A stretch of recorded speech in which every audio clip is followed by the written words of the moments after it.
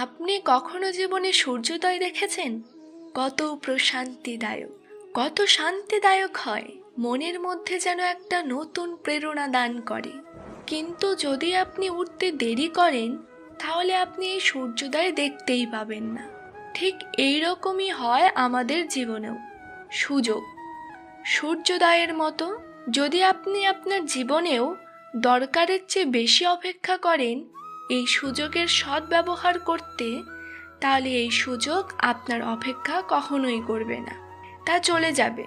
সেই জন্য এদের সামলে রাখুন, সঠিক সময় আসলে এই সুযোগের সদ্ব্যবহার করুন। নিজের কর্মকে সম্পূর্ণরূপে সার্থক করুন। এটাকে এক মুহূর্তের মতো দেখুন। যদি এরকম করেন তাহলে জীবনও সূর্যোদয়ের মতোই হবে। এতে সন্তুষ্টি থাকবে, গৌরবও থাকবে, আর থাকবে শান্তি। এই মন প্রসন্ন হয়ে বলবে, রাধা রাধা। মানুষ সুখী জীবনযাপনের প্রতি এতটাই অভ্যস্ত হয়ে পড়ে যে একটা ছোট্ট সমস্যা এলেও সে সবার কাছ থেকে সাহায্য চাইতে শুরু করে দেয়। সে সাহায্য লাভও করে এবং সেই সংকট থেকে সে বেরিয়েও আসে। কিন্তু এই সাহায্য কিছু মুহূর্তের, আর কিছু মুহূর্তের হলো এই দুঃখ। এই 2 মুহূর্তের সাহায্যের জন্য আজীবন আপনি তার কাছে ঋণী হয়ে থাকবেন। আর মানবিকতার খাতিরে আপনার মনে কৃতজ্ঞতা জেগে ওঠে।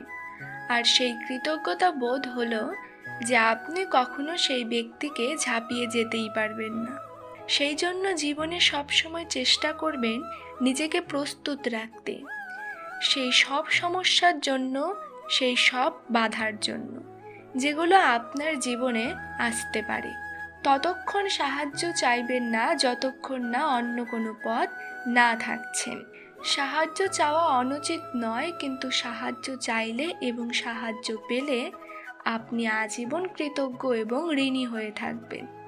আর তারপর একদিন আপনি পরিবর্তন দেখতে পাবেন যে কিভাবে আপনি ছোট ছোট সমস্যার জন্য সাহায্য না চেয়ে বড় বড় সমস্যার সম্মুখীন হতে প্রস্তুত হয়ে গেছেন। এটাই হলো সংসারের নীতি, এটাই পালন করুন। আর আমার সাথে ভালোবেসে বলুন, রাধা রাধা। এই সংসারে যখন সাফল্যের পথে আপনি অগ্রসর হবেন, তখন আপনার পরিশ্রম, একাগ্রতা, সাহসের সাথে সাথে সমাজের মানসিকতাও সহ্য করতে শিখতে হবে। প্রত্যেক ব্যক্তি কিছু না কিছু ভাবেন, কিছু না কিছু বলেন। কিছু মানুষ এমন আছেন যারা ভাবেন যে আপনি কিছুই করতে পারবেন না। তারা আপনার নিন্দা করবেন, আর এই নিন্দার কথা ভেবেই আমরা ভয়ভীত হয়ে পড়ি। সেই কারণে নিজেদের আশা, নিজেদের বিশ্বাস হারিয়ে ফেলি। এবার যদি সেই নিন্দার ভয়ে আমরা লক্ষ্যচ্যুত হই, তাহলে সেটা অনুচিত। সেই জন্য জীবনে শুধু পরিশ্রম করতে থাকুন, সামনে এগোতে থাকুন। যেই দিন আপনি আপনার লক্ষ্য লাভ করবেন, সেই প্রত্যেক ব্যক্তি নিন্দা করেছিল তাদের দৃষ্টি নিজে থেকেই পাল্টে যাবে, ঠিক কিনা? এই সংসারকে যা প্রাণ চায় তাই বলতে দিন। যদি আপনি কারোর কথা শুনতে চান, তাহলে নিজের অন্তরের কথা শুনুন। সেটাই আপনাকে উচিত পথে নিয়ে যাবে। সামনে অগ্রসর হতে থাকুন, পরিশ্রম করুন। এমন একটা দিন আসবে যেদিন এই নিন্দক ব্যক্তিরা আপনার লক্ষ্য প্রাপ্তির উদাহরণ সবাইকে দেবে। তাহলে আসুন আর আমার সাথে ভালোবেসে বলুন, রাধা রাধা।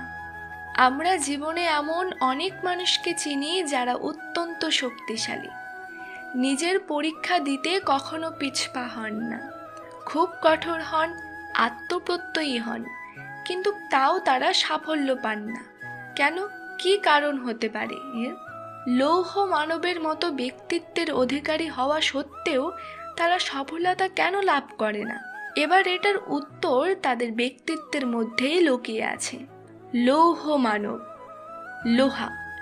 আপনি কখনো লোহাকে দেখে থাকবেন অত্যন্ত শক্তিশালী, অত্যন্ত কঠিন, কিন্তু শুধু তখনই যখন সেটা শান্ত থাকে, শীতল থাকে। তাকে উত্তপ্ত করুন, তার কঠিন থাকবে না। তার ওপরে এক আঘাত করুন, তার আকৃতি বদলে যাবে। যদি আপনিও নিজের শক্তি দিয়ে, নিজের নিরন্তর প্রচেষ্টা দিয়ে বড় কিছু করতে চান, তাহলে সর্বপ্রথম একে শান্ত করে রাখুন। একে শীতল করে রাখুন। জীবনে যা পেয়েছেন তাতেই সন্তুষ্টি পেতে শিখুন। এই ক্রোধের তাপে নিজেকে বদলাবেন না। চিনতে শিখুন সেই চিন্তাগুলো যা ক্রোধ বাড়িয়ে দেয়, আর সেইগুলোকে শেষ করে দিন, নয়তো সেই রাগ আপনার পতন অবশ্যই ঘটাবে। তাহলে আসুন আর আমার সাথে ভালোবেসে বলুন, রাধা রাধা। আমরা অনেকবার লোকের থেকে এই কথা শুনেছি, জীবনে যখনই ধন অর্জন করবে বাঁচিয়ে রাখবে। কি হয়? কঠিন পরিস্থিতিতে, খারাপ সময়ে আপনার কাজে আসবে। কিন্তু এই কথা কি 100% সত্যি? ভাবুন, এই সমস্ত ধন যা আপনি অর্জন করেছেন তা কি আপনাকে সুস্বাস্থ্য দিতে পারবে? এই সমস্ত ধন আপনাকে কি সুখ এনে দিতে পারবে? পারবে না, তাই না? চলুন আমি আপনাকে একটা কথা বলি। পরমেশ্বর ঈশ্বর, যদি এই ঈশ্বরের ওপর আপনি বিশ্বাস রাখেন, সর্বদাই ভালো কাজ করেন, সবার মধ্যে প্রেম ছড়িয়ে দেন আর সবার জন্য শুধু শুভ কামনা করেন, তাহলে আপনার সাথে কখনো কোনো খারাপ হতে পারে না। তাই সময় বদলান, সময় বদলানোর উপকরণ হন। আর আমার সাথে ভালোবেসে বলুন, রাধা রাধা। অনেকবার আমাদের দৃষ্টিভঙ্গি এমন হয়ে থাকে যা আমাদের আসল সত্যের থেকে অনেকটা দূরে নিয়ে যায়। আমরা যেরকম দেখি সেরকম সব সময় হয় না। এবারে দেখুন না, আমরা মানুষেরা, আমাদের ভালো লাগে, আমরা কোথাও গেলাম, আমাদের স্বাগত জানানো হলো, আমাদের প্রশংসা করা হলো, কেউ আমাদের দিকে হাসি মুখে তাকালো, আমাদের ভালোবাসলো, আমাদের ভালো লাগে। কিন্তু যদি কেউ ক্রুদ্ধ হয়, কটাক্ষ করে, ব্যঙ্গ করে, তাহলে তক্ষুনি তাকে আমরা নিজের শত্রু ভেবে নিই, তার উপরে ক্রুদ্ধ হয়ে যাই। একটা কথা মনে রাখবেন, এই হাসি সবার জন্যই হয়। আপনি তাদেরকেও হাসি উপহার দিতে পারেন যাদের আপনি চেনেন, তাদেরকেও দিতে পারেন যাদের আপনি চেনেন না। ছোটদের দিতে পারেন, বড়দের দিতে পারেন, সবার জন্যই হলো এই হাসি। কিন্তু ক্রোধ তাদের ওপরেই আসে যাদের আমরা জীবনে কখনো হারাতে চাই না, যাদেরকে আমরা অসম্ভব ভালোবাসি, যাদের জন্য আমরা আশা করি যে তাদের জীবনের পরবর্তী সময় সব সময় সুখময় হোক, উজ্জ্বল হোক। সেই জন্য আপনার জীবনে সমস্ত সেই ব্যক্তি যারা আপনার ওপরে ক্রুদ্ধ হন, কটাক্ষ করেন, জরুরি নয় তিনি আপনার শত্রুই হবেন। হতে পারে সে হলো আপনার শুভাকাঙ্ক্ষী, যিনি আপনার শুধুমাত্র ভালোই চান, যিনি আপনার জন্য একটা সুন্দর ভবিষ্যৎ চান। সেই জন্য সবসময় মন দিয়ে অন্যের কথা বোঝার প্রয়াস করুন। আপনি জানতে পারবেন তাদের কর্মের ধর্ম কি হতে পারে, আপনি জানতে পারবেন তাদের ক্রোধের মর্ম কি হতে পারে। তাহলে আসুন আর আমার সাথে ভালোবেসে বলুন, রাধা রাধা। জীবনের এই পথে এগোতে এগোতে আমরা কোথাও থেমে যাই, আমরা জানি না কেন। আমরা চেষ্টা করি যেন আমরা সামনে এগোতে পারি, কিন্তু এরকম হয় না। কী কারণ হতে পারে এর? আসুন আমি আপনাকে বোঝাই। মনে করুন আপনি কোনো রাস্তায় হাঁটছেন, আপনার পা মচকে গেল, আপনি পায়ে আঘাত পেলেন। এখন এই আঘাত যদি আপনাকে পথ চলতে বাধা দেয়, তখন আপনি থেমে যান। যদি আপনার ভাবনা চিন্তা ক্ষুদ্র হয়, তাহলে আপনি জীবনে কখনোই এগোতে পারবেন না। ভেঙে যাওয়া কলম দিয়ে আপনি কখনো চিঠি লিখতে পারবেন না। ঠিক সেইভাবেই যদি আপনার মনে অন্যের জন্য হিংসা থাকে, তাহলে আপনি আপনার নিজের ভাগ্য লিখতেই পারবেন না। কাজের প্রতি আলস্য আপনাকে কখনো ধনী হতে দেবে না, আর ধনের প্রতি লোভ তা আপনাকে কখনো মহান হতে দেবে না। ছোট একটা শব্দ, কিন্তু এ হলো অত্যন্ত গুরুত্বপূর্ণ। ভাবনা চিন্তা অবশ্যই করুন আর বোঝার চেষ্টা করুন সেটা যা আপনি বুঝতে চান। হতে পারে আপনি এমন কোনো পথ খুঁজে পেলেন যার ফলে আপনি কোনো খারাপ পথে যেতে যেতে থেমে গেলেন, বা আপনি এমন কোনো পথ খুঁজে পেলেন যা আপনাকে মহান হবার পথে অগ্রসর করে দিল। তাহলে আসুন আর আমার সাথে ভালোবেসে বলুন, রাধা রাধা। অহংকার এ হলো ছোট একটি শব্দ, কিন্তু এর প্রভাব অত্যন্ত বৃহৎ হয়ে থাকে। আর সব থেকে বড় সমস্যা হলো মানুষ আজ অব্দি বুঝতেই পারেনি যে এই অহংকারের বাস্তব রূপ কী রকম। কেউ একে গর্বের নাম দেন, কেউ একে আত্মসম্মানের নাম দিয়ে থাকেন।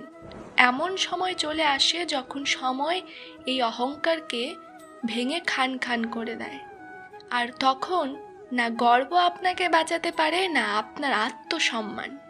এখন যদি আপনাকে উদাহরণ দেই, তাহলে যেখানে আপনি বসে আছেন সেই ঘরের ওপরে তাকান, সে ছাদের দিকে।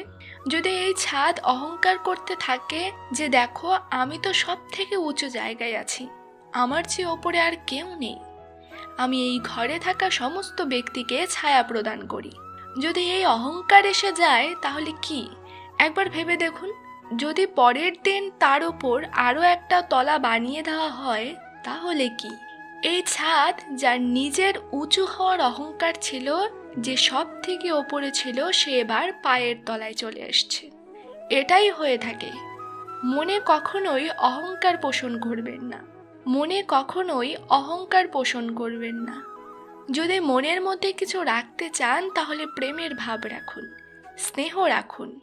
এই অহংকারকে আপনি যা ইচ্ছে নাম দিন, গর্ব হোক, আত্মসম্মান হোক, এর দ্বারা আপনার কোনোভাবেই কোনো দিকে লাভ হবে না।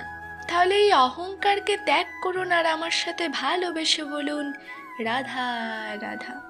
একটা সিদ্ধান্ত, এই জীবনে একটা সিদ্ধান্তের গুরুত্ব কি হতে পারে তা কখনো ভেবে দেখেছেন? একটা সিদ্ধান্ত সেই ভিত্তি হতে পারে যা আপনার পুরো জীবনকে বদলে দিতে পারে, এই সমস্ত সংসারকে বদলে দিতে পারে, ভবিষ্যৎ বদলে দিতে পারে। এই সিদ্ধান্ত যে কোন রাস্তা চয়ন করতে হবে, সেই সিদ্ধান্ত যে কখন সামনে এগোতে হবে আর কখন থেমে যেতে হবে, সেই সিদ্ধান্ত যে কখন যুদ্ধ করতে হবে আর কখন নিজেকে পিছু পা হতে হবে, এই সিদ্ধান্ত হলো খুব গুরুত্বপূর্ণ। আর আপনি তো এই সংসারে একা নন, তাই আপনার একটা সিদ্ধান্ত শুধু আপনার জন্যই নয়, সমস্ত সংসারের জন্য গুরুত্বপূর্ণ হতে পারে। এবার এই সিদ্ধান্ত আপনারই হবে, ভাবনা চিন্তা করে নেবেন, সাফল্য পাবেন, আর আমার সাথে ভালোবেসে বলবেন রাধা রাধা। ভবিষ্যৎ, সংসারে এমন কোনো ব্যক্তি নেই যিনি নিজের ভবিষ্যতের বিষয়ে ভাবেন না। যে কেউই ভাবেন আমার ভবিষ্যৎ কিছু এরকম হবে, আমি ভবিষ্যতে এরকম কিছু একটা করব, এই সুবিধা থাকবে, এই আনন্দ পাবো, ইত্যাদি ইত্যাদি। কিন্তু সত্যি বলি, ভবিষ্যতের থেকে বড় ভণ্ড আর কেউ নেই। ভবিষ্যৎ আপনাকে ছেড়ে চলে যাবে, আপনি জানতেও পারবেন না। ভবিষ্যৎ আপনার থেকে আপনার বর্তমান কেড়ে নেবে। অনেক সময় আমরা ভবিষ্যতের বিষয়ে ভাবতে থাকি, দুশ্চিন্তা করতে থাকি, ভবিষ্যৎ দিয়ে নিজেকে এতটাই ঘিরে ফেলি যে বর্তমান কি তা ভুলেই যাই, তার বোধই আমাদের থাকে না। ভাবুন ভবিষ্যৎ কি? ভবিষ্যৎ হলো সেটাই যা এখনো পর্যন্ত ঘটেনি, বর্তমান হলো সেটা যা এখন ঘটছে। তাহলে যা এখনো ঘটেনি তার বিষয়ে দুশ্চিন্তা করে নিজেকে ব্যতিব্যস্ত কেন করছেন? এই বর্তমান, এটাই হলো গুরুত্বপূর্ণ। এর ওপর সমস্ত ভাবনা কেন্দ্রীভূত করুন, মনে লক্ষ্য অবশ্যই রাখুন, কিন্তু পুরো মনোযোগ শুধু বর্তমানে থাকবে। এই বর্তমানকে যদি সামলে নিতে পারেন তাহলে আপনার ভবিষ্যৎ এমনিতেই উজ্জ্বল হয়ে উঠবে। তাহলে আসুন আর আমার সাথে ভালোবেসে বলুন রাধা রাধা।